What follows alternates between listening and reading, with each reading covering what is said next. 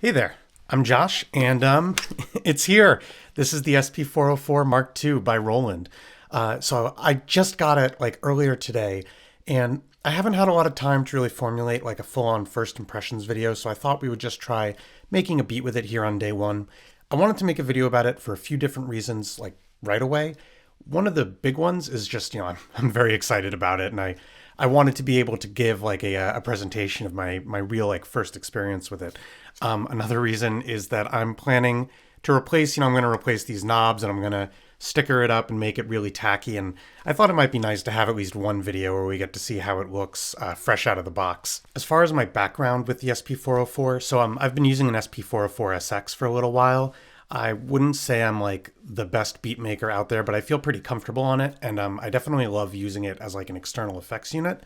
And I'm like pretty excited to see how the SP-404 Mark II fares as a full-on beat making platform. Before I get into it though, because I am really excited, I'm probably going to be, showing that and how I speak about it. I just want to make it clear, I'm not sponsored by Roland or anything. I'm not telling you to go out and buy an SP-404 Mark II. And also there's been like production shortages. I ordered this in October of last year, October 14th, I believe, and I just got it now in the start of March. So there's definitely delays, and it's not really something that I'm going to have any information about. I just wanted to put that out there and make sure it was clear. But anyway, let's try making a beat. So here we are with the SP-404 Mark II. It's a little bit longer than the 404SX, but otherwise the layout feels kind of similar. You've got your pads, sub pad, external source, unfortunately no microphone. But anyway, why don't we load a blank project? So right now we're in the starting project. So we've got the default samples, some of which are actually quite nice.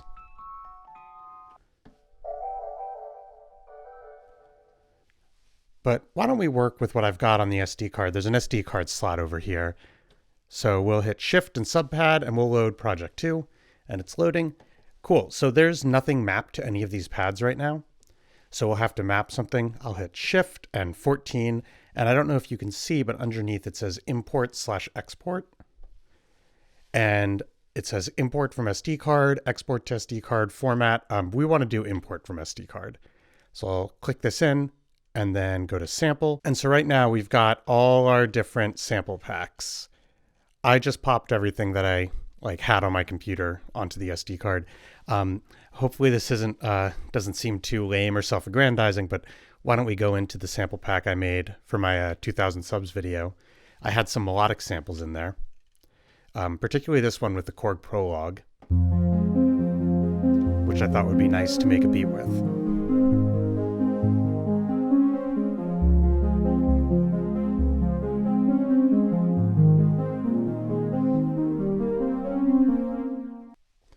So I'll hit 1 and enter, and it's going to map it, and it's working.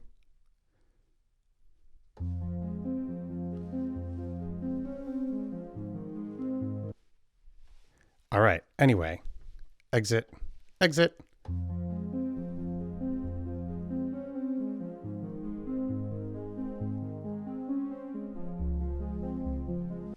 And so here's something that's cool about the 404 Mark II.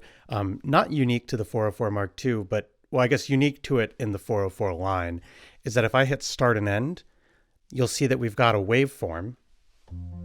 And as I play the sound, you'll be able to see there's a little, I don't know what to call it, a little marker that moves along.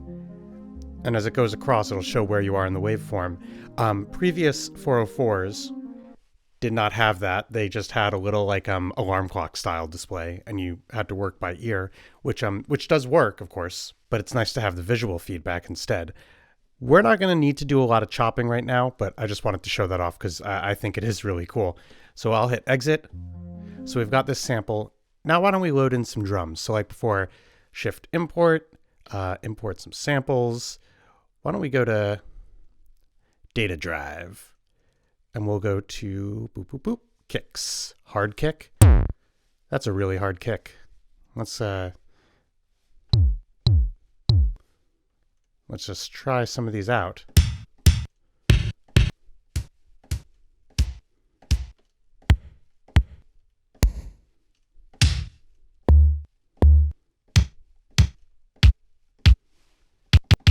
we can use that one.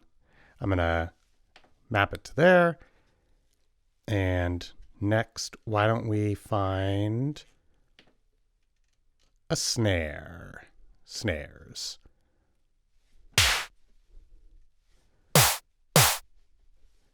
I like the noisy snares, but let's see.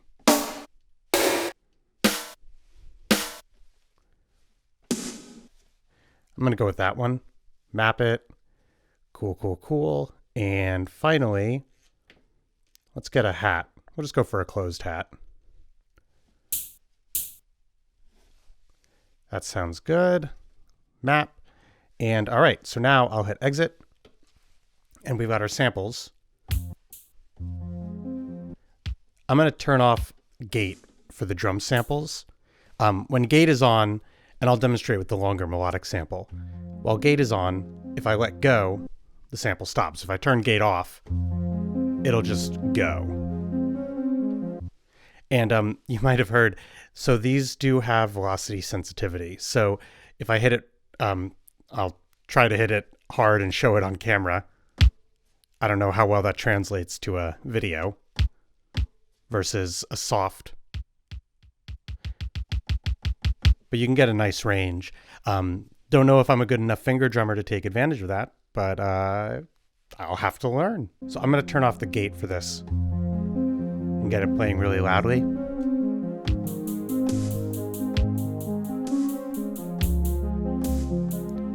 And see what I could put under that.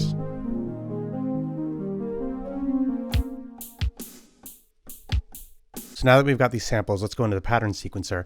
Now, if this works the same way it does on the SP-404SX, I should hit record, and I can choose a pad.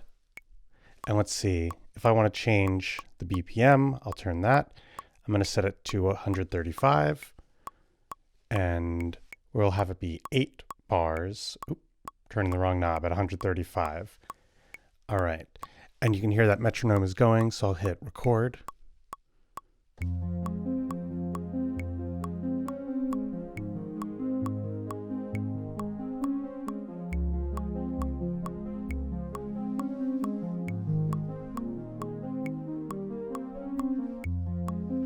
And now we've got that going. So now what I always do whenever I've recorded something onto the pattern sequencer, at least on the SX, and I'm just feeling that reflex take hold, is I copy what I have to another pad. My reason for doing that is, at least on the SX, you didn't have an undo function. I know that there is one on here, but it makes me feel more secure. And so now we've got the same pattern on here. So now what we can do is we can add some drums. I'm going to go to the pattern sequencer, record, and let's see, and record.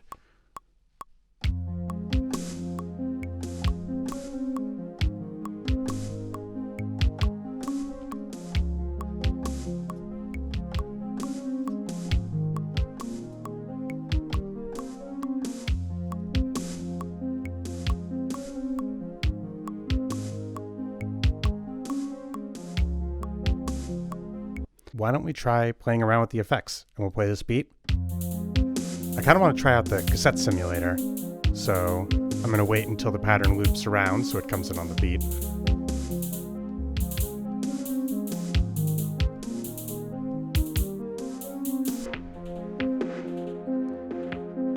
Ooh.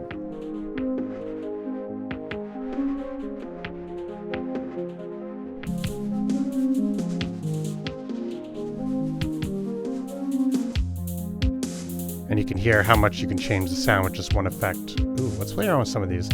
We could try the 303 vinyl sim. I never had a 303, only the 404.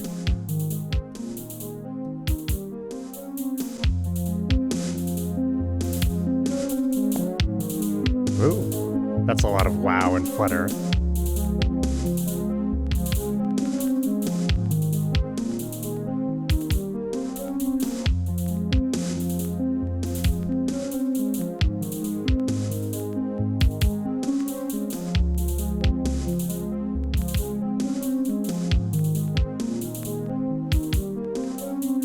I think that we might call it there. I want to thank you for hanging out, watching this video.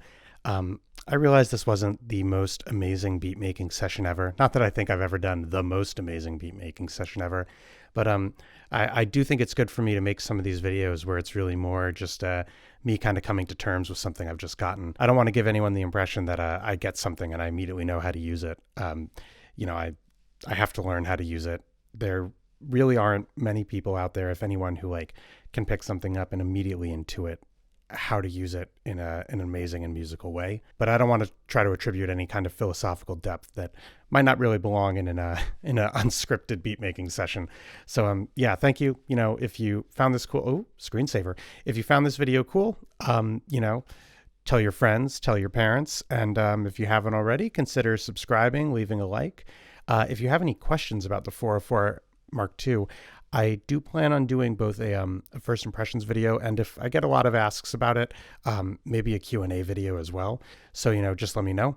And yeah, thank you again so much. I really appreciate everyone who stopped by to check this out. And I'll see you in the next video. Bye.